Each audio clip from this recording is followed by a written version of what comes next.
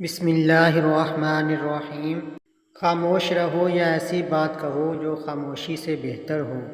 امن چاہتے ہو تو کان اور آنکھ استعمال کرو لیکن زبان بند رکھو۔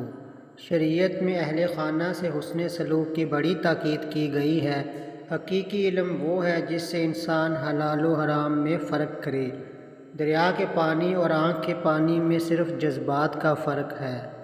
زیادہ ہنسنا موت سے غفلت کی نشانی ہے۔ موت سے زیادہ خوفناک موت کا ڈر ہے۔ خوبصورتی ختم ہو جاتی ہے لیکن سیرت قبر تک جاتی ہے۔ مجاہدین ختم نبوت کی عظمت کو سلام ہے۔ دین کا ذوق پیدا کرنے کے لیے اہل اللہ کی صحبت لازمی ہے۔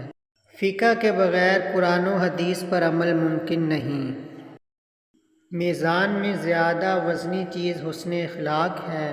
عورت کا دل اس کے دماغ پر حکومت کرتا ہے۔ آدمی پر اپنی اولاد کی دینی تربیت واجب ہے۔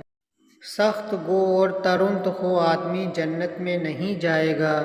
سیرت طیبہ میں زندگی کے ہر گوشہ سے متعلق واضح ہدایات موجود ہیں۔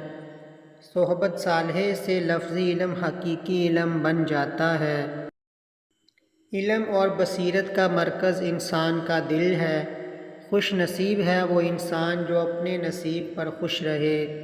دل سے کدورت نکال دو اور کسی کا سکون برباد نہ کرو تو سکون مل جائے گا۔